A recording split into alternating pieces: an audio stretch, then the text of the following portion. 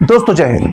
आपको तो याद ही होगा पिछले साल की घटना, जब कोरोना वायरस से निपटने के लिए कोई कारगर समाधान नहीं निकाला गया, कोई हेल्थ सुविधाओं में बढ़ोतरी नहीं की गई, सुधार नहीं किया गया, बल्कि क्या किया गया, आह्वान किया गया कि पूरा देश इकट्ठा होकर थाली, चम्मच, घंटी, घंटा, यहां तक कि कटोरी, गिलास सब कुछ बजाए। इससे कोरोना वायरस का तो भाग जाएगा। जैसे 18 दिन में महाभारत खत्म हुआ था, वैसे ही 18 दिन में कोरोना वायरस खत्म हो जाएगा। और शुरुआत में 21 दिन का लॉकडाउन लगाया गया था।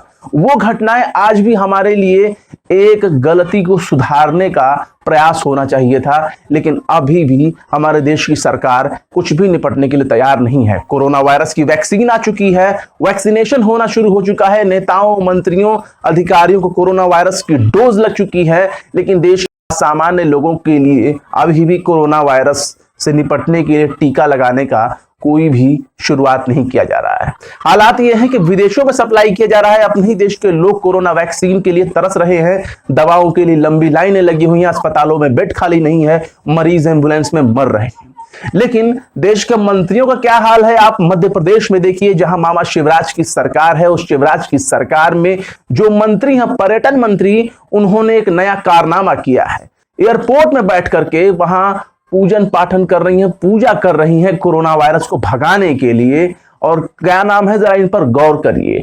एनडीटीवी ने खबर भी लिखी है इस चीजों को लेकर के, इसका एक वीडियो भी हम आपको दिखाएंगे। लेकिन जरा देखिए कि कोरोना वायरस के लिए किस तरह से मूर्खतापूर्ण रवैया अपना रही है सरकार और सरकार के मंत्री। जैसे कि एनडीटीवी ने खबर लिखा है कि कोरोना के खात्मे के लिए एयरपोर्ट पर ही स्टाफ संग पूजा करने बैठी शिवराज सरकार की मंत्री।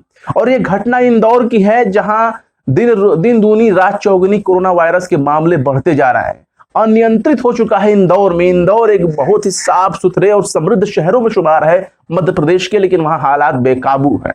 और वहां के मंत्री जो हैं, जिनकी जिम्मेदारी होनी चाहिए कि अस्पतालों में बेड की व्यवस्था कराएं, लोगों के लिए वैक्सीन का मुहैया कराएं, उनके लिए दवाइयों का इंतजाम कराएं, उनके लिए ऑक्सीजन का इंतजाम कराएं, लेकिन नहीं, वो क्या करेंगी, वो पूजा पाठ करने बैठ गई हैं और लोगों को ये समझाने की कोशिश कर रही हैं कि ये पूजा पाठ जो है कोरोना वायरस को खत्म कर देगा।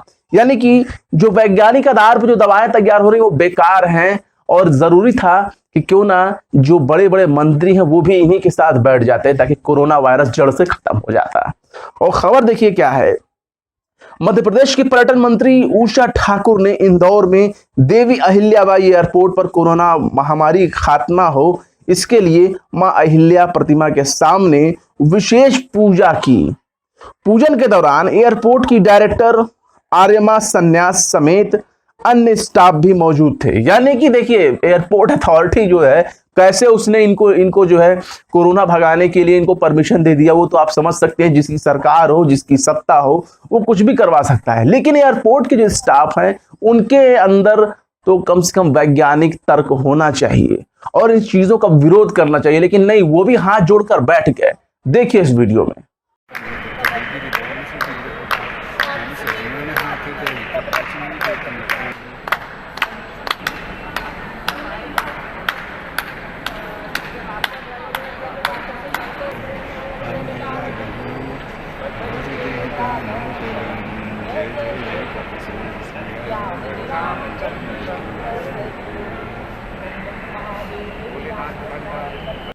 तो देखा आपने किस तरह से मंत्री उषा ठाकुर जो हैं खूब ताली पीट रही हैं, कोरोना वायरस को भगाने की कोशिश कर रही हैं। और ऐसा नहीं है कि सिर्फ इन्होंने यही बयान दिया हो, इससे पहले भी इन्होंने बयान दिया था कि चावल और घी का मिश्रण तैयार करने के बाद आप इस मिश्रण को हवन के दौरान गाय के गोबर के कंडे के साथ सूर्योदय और सूर्यास्त के समय इस्तेमाल करते तो आपका हवन 12 घंटे के लिए सैनिटाइज हो जाएगा। जो हवन का स्थान है वहां अगर आप इसका इस्तेमाल करते हैं तो 12 घंटे के लिए सैनिटाइज होगा। इतना अद्भुत और महान करिश्माई जो है नेताओं को चाहिए कि वो एम्स में जाकर बैठें, क्योंकि ऐसे संस्थानों का कोई वजूद नहीं होना चाहिए जब आप भक्ति और शक्ति के आधार पर कोरोना वायरस को भगाने की कोशिश करेंगे। बड़े से बड़े कट्टरवादी देश जो धर्म के आधार पर चलते हैं, उन्होंने भी कोरोना को महामारी के तौर पर लिया और इसके लिए बाकायदा ह्यूमन ट्रायल कराए और अपने नागरिकों को वैक्सीनेशन करवा रहे हैं। लेकिन यहां हालात यह है कि देश के लोगों के लिए वैक्सीन उपलब्ध नहीं है। विदेशों से वाहवाही बटोरने के लिए यहां की वैक्सीन विदेशों में भेजी जा रही है और यहां कोरोना के मामले बढ़ते जा रहे हैं, लोग मर रहे हैं। यहां तक कि ऑक्सीजन की व्यवस्था नहीं। इसी इंदौर से हम आपको एक और तस्वीर दिखाते हैं, आपको समझ में आ जाएगा कि आखिर कितना भयावह मामला है। अनुराग द्वारी हैं, एनडीटीवी के रिपोर्टर हैं, मध्य प्रदेश को देखते हैं, मध्य प्रदेश और छत्तीसगढ़ को। और इन्होंने जो है एक ट्वीट किया है, वीडियो भी उन्होंने उसमें लगाया है और इन्होंने लिखा है कि इंदौर में ही दूसरे एम्बुलेंस में ये महिला बिलख रही है, लोग चिल्ला रहे हैं कि ऑक्सीजन लगाओ। महिला चिल्लाती रही, तुम हिम्मत रखना प्लीज, लेकिन सांसों ने साथ जो है छोड़ दिया।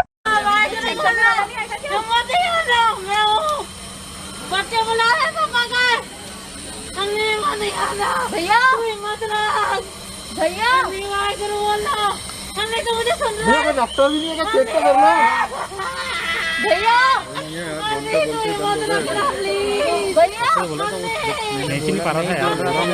एम्बुलेंस को बाहर घंटों खड़ा कराया जा रहा है, लाइन में लगाया जा रहा है। हालात नहीं है कि कम से कम उसकी प्रॉपर जो है व्यवस्था की जाए, उसको जल्द से जल्द आईसीयू में ले जाने की, उसे इमरजेंसी वार्ड में भर्ती करने के लिए, लेकिन नहीं, औपचारिकता के नाम पर उन्हें घंटों बाहर खड़ा करा जाता है। इसके साथ ही अनुराग द्वारी ने एक दूसरा वीडियो भी पोस्ट किया है और इस वीडियो में उन्होंने लिखा है कि इससे ज्यादा दर्दनाक क्या होगा, क्या हालात है इंदौर में। बेटा परेशान है, रो रहा है, अस्पताल के दरवाजे पर खड़ा है, 2 घंटे तक औपचारिकता होती रही, सांसों ने साथ छोड़ दिया।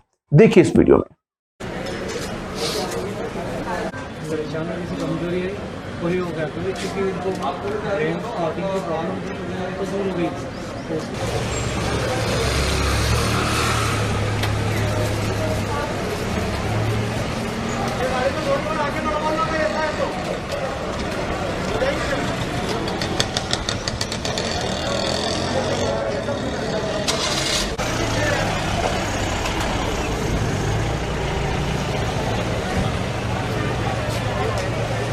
तो देखा दोस्तों आपने, लोग परेशान हैं सिर्फ इस बात के लिए कि अपने परिजनों को किस तरह से बचाया जाए, जान बचाया जाए। कहीं अस्पताल है तो वहां बेड नहीं, कहीं एम्बुलेंस नहीं, और कहीं पर तो आपको ऑक्सीजन भी नहीं मिलेगा। हालात ये है। तो जाहिर सी बात है, आपने नेता जो भी चुना, जो भी सरकारें बनाई, वो धर्म के आधार पर बनाई। रोजगार, शिक्षा, हॉस्पिटल, इन सब चीजों के बुनियादी चीजों को लेकर के आपने सरकार नहीं चुनी। जब आपने ऐसी सरकारें चुनी तो वो सरकारें वही काम कर रही हैं कि भैंस के आगे बीन बजाए और भैंस बैठ पगुराए। आप कितना चिल्लाते रहिए कि हमें हॉस्पिटल में ये सुविधाएं चाहिए, हमें एजुकेशन में ये फैसिलिटी चाहिए, हमें बिजली, पानी, सड़क, रोड, ये सब चाहिए, लेकिन सरकार इस पर गौर नहीं करेगी, क्योंकि आपने जिस चीज के लिए चुना है सरकार उसी रवैये पर काम कर रही है, वो अपना रवैया दिखा रही है। आप इसे चेंज नहीं कर सकते। आने वाले जो भी चुनाव है, अगर आप चाहते हैं कि आपका बेहतर भविष्य हो, तो धर्म, जाति, समाज और कुलीन व्यवस्था से आगे उठकर आपको हॉस्पिटल और यहां तक कि एजुकेशन के लिए आपको लड़ना होगा। और इसी चीजों को मुद्दा बना करके आपको ये एक इलेक्शन का चुनावी मुद्दा बनाना पड़ेगा, वरना हालात ऐसे ही रहेंगे। आज कोरोना है, कल कोई और महामारी होगी, कल कोई और बीमारी होगी, लेकिन व्यवस्था अगर इतनी ही सीमित संसाधन रहेंगे तो आप समझ लीजिए ऐसे ही लाशें गिरती रहेंगी और शमशान घाट से वो लाशों को जलाने के लिए लाइन लगती रहेगी। फिलहाल आप इस वीडियो के बारे में क्या कहते हैं कमेंट बॉक्स में जरूर बताएं। वीडियो पसंद आए तो लाइक करें, शेयर करें। विवेक, निष्पक्ष और स्वतंत्र पत्रकारिता को सपोर्ट करने के लिए आप हमारे यूट्यूब चैनल टाइम्स मेल को जरूर से जरूर सब्सक्राइब करें। फिर मिलते हैं किसी और वीडियो में एक नई खबर के साथ।